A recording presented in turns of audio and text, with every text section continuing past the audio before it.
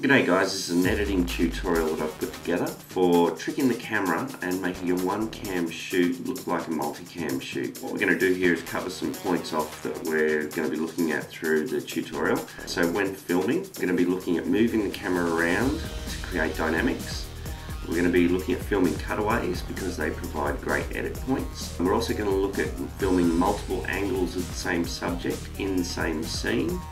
And we're also going to make sure that we get or use consistent music or sound to help it look like it's all one consistent shoot. Okay, and on the editing side, what we're going to look at is looking at the footage for opportunities, picking our marks as far as what we're going to use to create that multicam look. Also looking at consistent audio, because as I was mentioning earlier, that's a great way of tricking the viewer by keeping the consistent factor.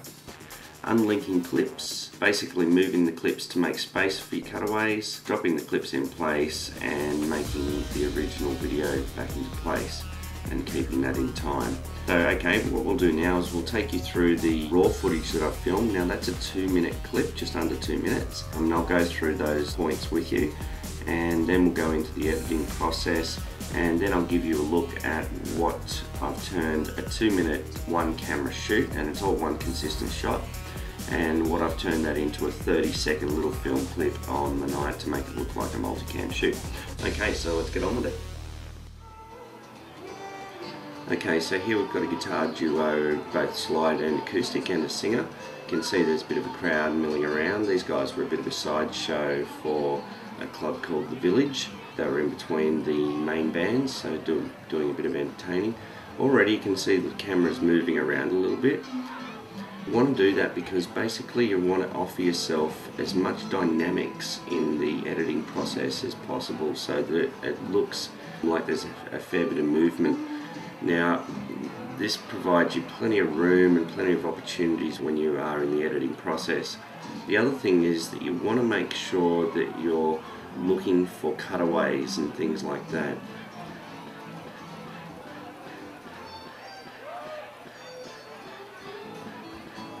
Because cutaways like this one create great edit points.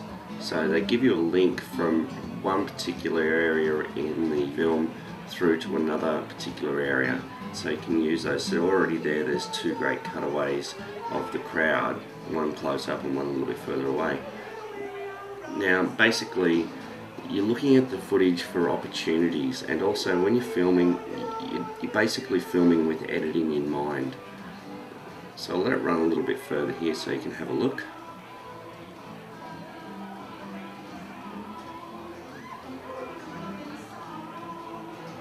And what you'll be able to see out of this raw footage is basically the finished product of what I've actually been able to achieve from a one camera shoot. And this is all one shot, so it's going all the way through on one camera. Alright, and there we have it. Okay, so now what you can see is that I've selected the clip that I want out of the original clip that I've showed you, and you can see that it's all still linked together. So what I need to go up to is modify, choose link and unlink it. So if I deselect it and now individually click, you'll see that each of these is actually unlinked. So that means I can basically manipulate the video separately to the audio. To do that, what I need to do is choose the single razor blade tool and make a cut anywhere along there. Now what I've also done is basically picked the clips that I want to edit to. So you can see here that what I'm going to do is I'm getting this guy when he's actually turning around. So you can see there he turned his head. And what I've also got here is another clip where he does the same thing later on in the actual footage. So you can see that he turns his head there. So now what I can do is I can actually marry those two together from different angles to actually make it look like and trick the camera into thinking that there's actually more than one camera on him at any one time. Now basically what I need to do is take the playhead along to the point where he turns his head, and I'll choose a single razor blade tool, make the cut, go back over, choose the selector tool, slide him back a little bit, give myself some room, go down, pick the clip that I'm actually wanting to edit to, slide along to where he turns his head. There it is. Now I need to give myself a little bit of room here, just in case that, you know, because obviously there is a little bit of difference between him turning and also the different way he's turned. So what I'll need to do is just basically give myself a little bit of room to allow for that. So with this clip I also need to choose modify, link to unlink it. Then what I'll do is I'll click on the audio, shift click on both audios and delete. Pick that clip, I will cut it, bring it along, paste it to where I think it is, and you'll notice there that the timeline indicates that it's out of sequence, but the original video has no positive or negative time number on it, so that it's still actually in the original sequence, which is what you want. So let's have a look and see if I need to manipulate that a little bit. Oh, pretty close. So we'll go slowly. There he turns, and there he turns as well. Yep. We may want to give him a little bit of more of a turn just to make it look legit. So not that much. There we are. So we just move his head a little bit, drag that along and marry it up. So let's see how that looks. Okay, so I just need to join that up. Yep, so there's a bit of movement there, so basically it's not static. The edit point is on a move, so that the eye doesn't realise it near as much as if he'd come to an end of his turn. So let's have a look.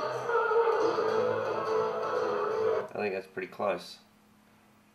So now basically what I want to do is drag back that original footage and we'll play that through.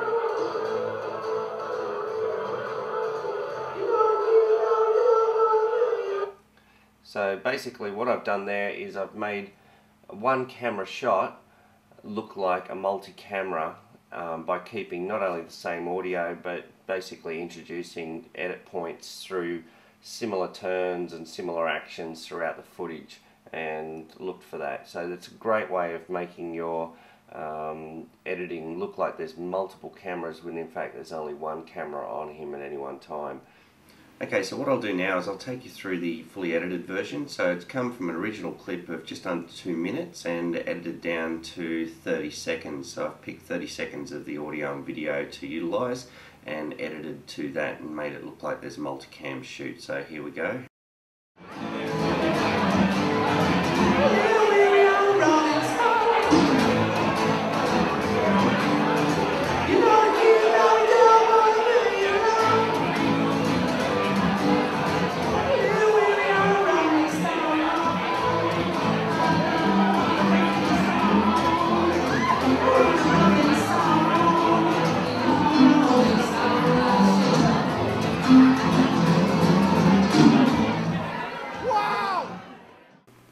And there we have it. And you can view the full footage from the village on my YouTube site, BirdieBoy3000, and you'll be able to see what I've done and other examples of a multicam shoot when in fact there was only one camera most of the time. Okay, thanks a lot for listening.